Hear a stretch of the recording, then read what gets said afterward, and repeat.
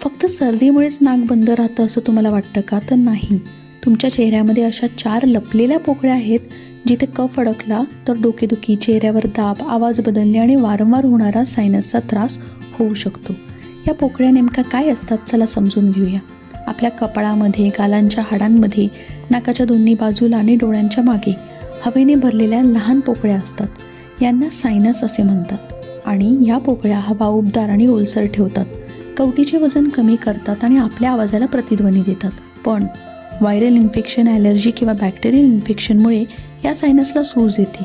त्यामुळे कफ बाहेर न पडता आत अडकतो आणि नाक बंद होणे, कपाळ व गाल दुखणे, चेहऱ्यावर जडपणा, डोकेदुखी, जाड स्राव येणे, वास कमी होणे आणि काही वेळा आवाज बदलणे अशी लक्षणे दिसतात.